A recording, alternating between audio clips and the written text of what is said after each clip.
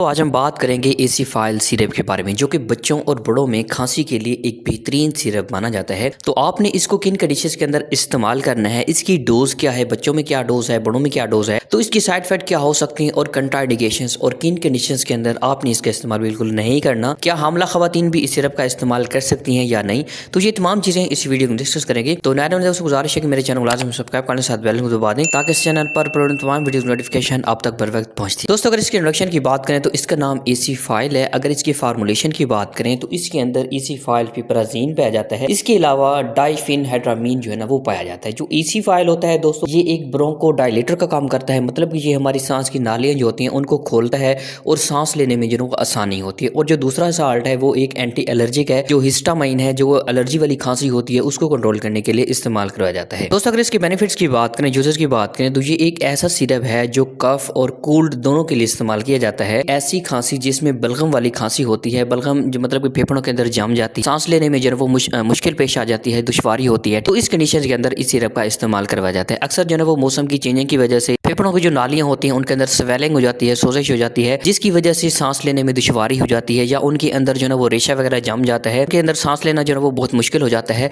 तो इस कंडीशन में इस सिरप का जो है इस्तेमाल कर सकते हैं। इसके अलावा आप बच्चों के अंदर अक्सर जो है ना वो मौसम की चेंजिंग की वजह से या कोई ठंडी चीज़ खाने की वजह से उनका सीना जो है ना वो जकड़न हो जाता है, सीने के अंदर बहुत ज़्यादा रेशा जम जाता है, जिनकी वजह से बच्चे सांस भी नहीं ले पाते, सांस लेने में बहुत ज़्यादा मुश्किल होती है, खांसी होती है। तो इस कंडीशन में भी आप इस सिरप का इस्तेमाल कर सकते हैं। अगर इसकी डोज की बात करें तो जो 4 माह से नीचे के बच्चे हैं आपने उनके अंदर बिल्कुल इस्तेमाल नहीं करवाना। जो 4 से 1 साल के अंदर बच्चे हैं आपने 1 चम्मच का चौथा हिस्सा 3 टाइम इस्तेमाल करवाना है।